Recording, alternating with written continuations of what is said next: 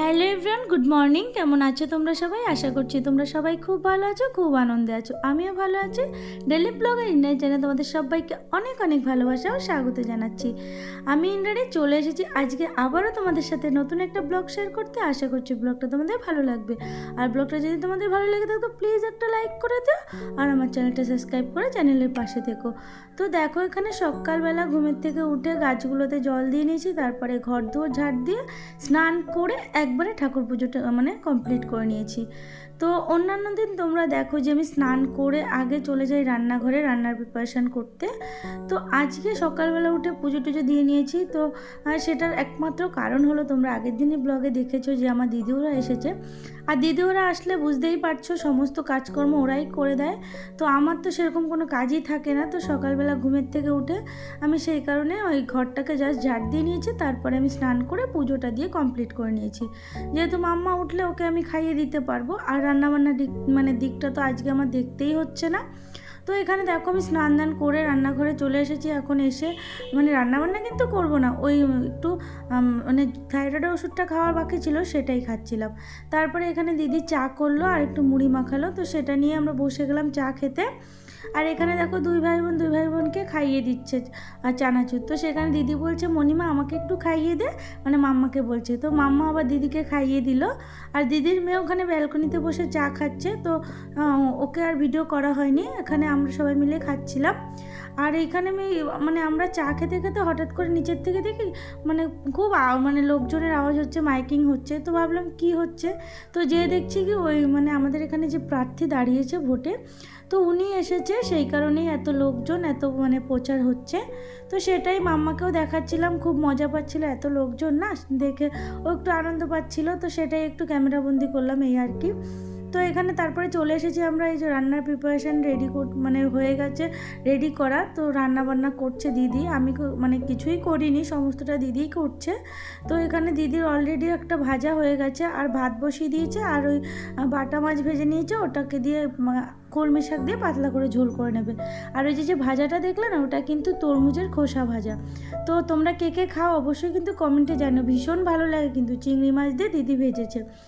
তো এখানে তারপরে দিদির মেয়েটা বললো যে মাসিমণি আমাকে একটু কোল্ড কফি করে দেবে।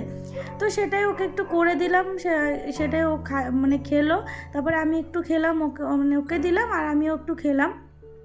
আর কোল্ড কফির পুরো প্রসেসিংটা তোমাদের এখানে আমি দেখালাম না। যদি তোমরা জানতে চাও কোল্ড কফির প্রসেসিংটা তোমরা জানতে চাও, তো অবশ্যই কিন্তু কমেন্ট করো, আমি নেক্সট কোনো ব্লগে তোমাদের সাথে শেয়ার করে দেবো।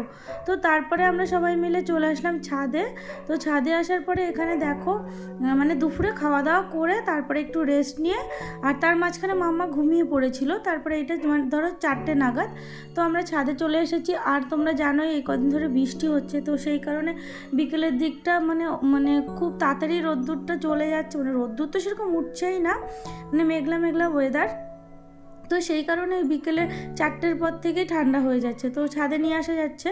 তো সেই কারণে আমরা সবাই মিলে একটু ছাদে আসলাম, আড্ডা দিলাম, রিলস করলাম, একটু মজা করলাম। তো এখানে দিদির মেয়েটা নাচ করছিল, তো খেয়াল করিনি আমি যে ভিডিওটা করছি, যেই দেখেছে সেই লজ্জা পেয়ে গেছে। তো তারপরে আমরা সবাই মিলে আবার এখানে যে জামা কাপড় রয়েছে সেগুলোকে তুলে নিয়ে নিচে গেলাম। তারপর নিচে যেয়ে গা হাত পা ধুয়ে নিলাম সবাই মিলে। আজকে আর আমি গা ধুইনি, ওই হাতটা ধুয়ে নিয়েছি, পাটা ভালো করে ধুয়ে নিয়েছি। তবে মাম্মাকে আমি একটু গা ধুয়ে দিয়েছিলাম, যেহেতু ও দৌড়াদৌড়ি করছিল, গাটা ঘেমেই গেছিলো। তো তারপর তোমাদের দাদাভাই আসলো জিম থেকে, ও আসার পরে বলছে যে কিছু একটা খেতে দাও না, আমার খিদে পেয়েছে। তো সেই কারণে তরমুজ এনেছিল দুপুরবেলা, তো সেটাই ওকে ফ্রিজে রেখেছিলাম, সেটাই ওকে কেটে দিয়েছিলাম, ওটাই খেয়েছিল। তারপরে এই যে সন্ধ্যা টন্ধা দিয়ে নিলাম, দেওয়ার পরে এখানে চলে এসেছি। দেখো তোমাদের দাদাভাই বললো যে একটু গোলা রুটি করে দাও খাই, তো সেটাই ওকে করে দিলাম। আর এখানে এই যে মাংস বের করে নিয়েছি, মাংসটা রান্না করবো, যেহেতু কালকে দিদিরা চলে যাবে। তো সেই কারণে ভাবলাম যে কালকে সকালেই বেরিয়ে যাবে, আর সকালে বেরোনোর আগেই মাংস টাংস রান্নার ঝামেলাটা রাখতে চাইছি না, সেই কারণে রাত্রে মাংসটা করে নিচ্ছি। তো এখানে এই রান্না বান্না করতে করতে এক বিপদ ঘটে গেল, কি বলবো তোমাদের, ভাবিনি কখনো যে এরকম একটা বিপদের সম্মুখীন হতে হবে। তো কিছু করার নেই, বিপদ আসলে তো আর বলে কয়ে আসে না। তো এখানে দেখো সমস্ত মানে আমাদের ভাত হয়ে গেছিলো, তারপরে ওই বাচ্চাগুলোর জন্য একটু মাছের ঝোল করেছিলাম, সেটাও হয়ে গেছিলো। তারপরে এখানে এই যে মানে আলু টালু ভেজে নিয়েছি, মাংস মশলা কষিয়ে মাংসটা বসিয়েও দিয়েছিলাম, তার মধ্যে হঠাৎ করে জানো না চলে গেল গ্যাসটা। মানে কী যে বলবো, মানে সেই সময় 10টা বাজে, বুঝতে পারছো? তো খুবই খারাপ সিচুয়েশান, কিছু করার নেই। তারপরে সেই ইন্ডাকশানের মধ্যে যেহেতু আমার ননস্টিকের সেরকম বড় কড়াই নেই, তো এই ফ্রাই প্যানটার মধ্যে দুবার করে যেন মাংসটা করতে হলো। তো তারপরে আর সেরকমভাবে ভিডিও শ্যুট করে উঠতে পারিনি। তো তোমরা বুঝতেই পারছো যে ওই মুহূর্তে সিচুয়েশানটা কীরকম ছিল। রাত্রি 10টা বাজে, সবার খাওয়ার টাইম হয়ে গেছে, অথচ এদিকে রান্নাটাই হয়নি আর গ্যাসও চলে গেছে। তো কি করব কিছু ভেবেই পাচ্ছিলাম না। তো তারপরে আর ভিডিও সেভাবে শ্যুট করতে পারিনি। তো ভিডিওটা আজকের মতো এখানেই শেষ করলাম। তোমরা সবাই সুস্থ থেকো, ভালো থেকো।